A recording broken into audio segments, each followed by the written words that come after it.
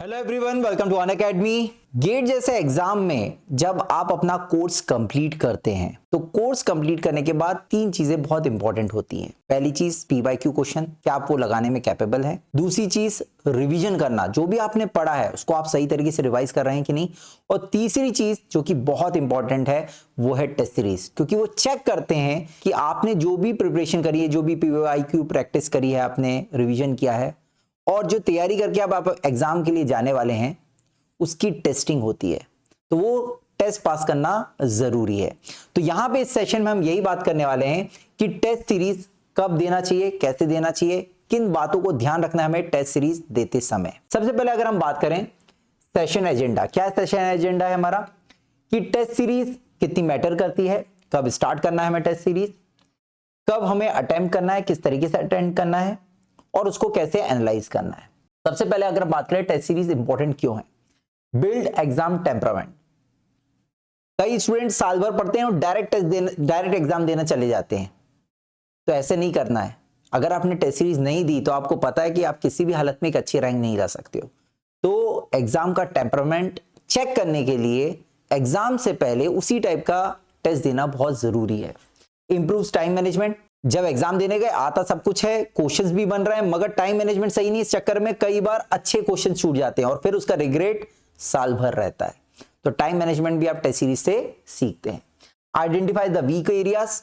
तैयारी करके गए हैं, कॉन्सेप्ट बन रहा है, क्वेश्चन आता है हमें, मगर कुछ फॉर्मुलेस भूल गए, पता चला क्योंकि फॉर्मुलेस का अच्छे से रिवीजन नहीं किया था। कुछ वीक एरियाज थे, उसके कारण वो क्वेश्चन नहीं बन पाया। तो इसीलिए ये चेक करना बहुत जरूरी है। और दूसरी बात, कॉन्फिडेंस भी बूस्ट करता है। जब आप काफी टेस्ट दे देते हैं तो एक अलग ही एग्जाम से पहले आपको कॉन्फिडेंस लगने लग जाता है और फिर एग्जाम में जाके आप अच्छा परफॉर्मेंस देते हैं। वहीं अगर आप साल भर पढ़ लें और डायरेक्ट जाके आप एग्जाम देने जाएंगे तो वो कॉन्फिडेंस आपके पास नहीं आ सकता है जो टेस्ट सीरीज देने के बाद आएगा। When to start test series, कब हमें टेस्ट सीरीज देना स्टार्ट कर देना चाहिए। After completing about 50 to 60% of syllabus. जब आपका 50 to 60% सिलेबस हो जाए तब आपको ये टेस्ट देना चालू कर देना चाहिए। अब क्या हुआ, अभी काफी स्टूडेंट्स का मैसेज आ रहा था मेरे पास, बोल रहे थे कि सर हम टेस्ट सीरीज देना कब स्टार्ट करें, कैसे करें। तो मैंने यहां पे बताया कि दो टाइप के स्टूडेंट हैं। एक वो स्टूडेंट जिनका सिलेबस कंप्लीट हो चुका है तो उन्हें तो कर देना चाहिए, दिसंबर में ही स्टार्ट कर देना चाहिए।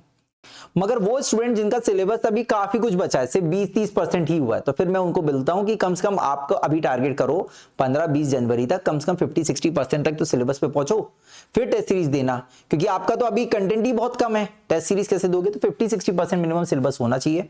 Start with topic wise test. हमेशा कोशिश करें टॉपिक वाइज टेस्ट पहले दें, सब्जेक्ट वाइज दें, फिर फुल लेंथ की तरफ आए।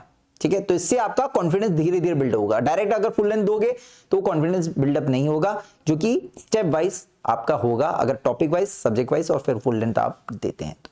ठीक है, तो यहां पे लिखा हुआ देखिए, topic wise test, sectional test, subject test, full length mock test, previous year mock test as a mock, ये भी कई स्टूडेंट देते हैं और ये देना चाहिए क्योंकि सबसे अच्छा जो टेस्ट होता है वो पीवाईक्यू का ही होता है। इसलिए आपको हर फैकल्टी, हर टॉपर आपको यही बताएगा कि यार दिसंबर जनवरी में तो जम के पीवाईक्यू क्वेश्चन लगाओ, और पीवाईक्यू का अगर मॉक लगा दिया तो और भी अच्छी बात है। ठीक है, तो ये आपको टेस्ट देने चाहिए। कैसे अटेम्प्ट करना है, sit in exam like environment. बिल्कुल ऐसे नहीं कि हम जैसे घर में रहते हैं, जैसे अपने रूम पे रहते वैसे ही टेस्ट देने लग गए कुछ भी। बिल्कुल वैसे ही एज्यूम करके दो कि आप एग्जाम हॉल में बैठे हुए हैं और वैसे ही टाइप का एक इन्वायरमेंट क्रिएट करें और फिर दें, क्योंकि ज्यादा स्टूडेंट आज के टाइम में ऑनलाइन टेस्ट देते हैं। Same time slot as actual exam. अगर सुबह आपका एग्जाम 10 बजे है तो उसी टाइम पे बैठ के आप टेस्ट दें तो आपके लिए बेटर रहेगा। No breaks, no distraction. बिल्कुल अगर आपका 2 घंटे का, 3 घंटे का पेपर आपने टेस्ट सीरीज रखी है, वो टेस्ट है, तो उसके बीच में आपका मोबाइल ऑफ होना चाहिए। मैंने बताया पहले वैसे ही आपको सोचना है ना, कोई बीच में डिस्ट्रैक्शन नहीं होना चाहिए। दरवाजा बंद करके आराम से उसको पूरे टाइम को वैसे ही दो जैसे आप एग्जाम में देने वाले हो। इसका थोड़ा सा ध्यान रखिएगा। बिल्कुल नहीं। ड्यूरिंग द टेस्ट राउंड 1, अब क्या होगा, जैसे एग्जाम, चाहे मैं टेस्ट सीरीज की बात करूं चाहे एग्जाम की बात करूं, दोनों में आपका सीक्वेंस एक ही होना चाहिए। क्या, सबसे पहले 3 राउंड करिए। हमेशा आपको फैकल्टीज 2 या 3 राउंड बोलेंगी, सबसे अच्छा 3 राउंड होता है। First round easy questions. भाई एक राउंड में जब हम देख रहे हैं 1 मार्क्स वाले डायरेक्ट क्वेश्चन है, वो डायरेक्ट टिक हो जाते हैं, तो डायरेक्ट टिक करके उसका आंसर देते चलें और आगे बढ़ते जाएं और क्वेश्चन भी रीड करते जाएं।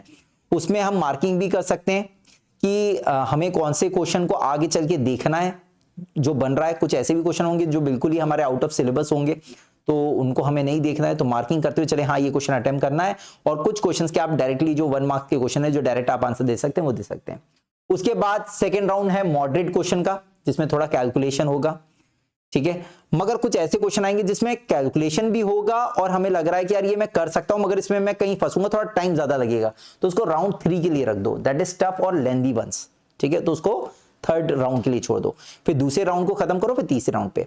कभी एक साइड से मत चालू हो जाना कि बस खत्म करते हुए चलेंगे, इसमें क्या होता है आखिरी के 10-20 क्वेश्चन छूट जाते हैं और फिर वो बहुत रिग्रेट होता है, यार यार ये तो बहुत इजी क्वेश्चन था, ये मैं कर सकता था। तो इस टाइप से 3 राउंड का आप टेस्ट सीरीज में भी रखो, क्योंकि यहीं से आदत पड़ेगी तो फिर एग्जाम में भी आपको फायदा होगा, ठीक है।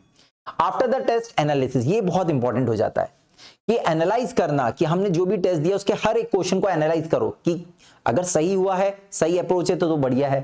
हो सकता है किसी क्वेश्चन में आंसर तो आ गया मगर हमने अप्रोच थोड़ी लेंदी लगा दी, तो इस चीज का भी थोड़ा ध्यान रखेंगे।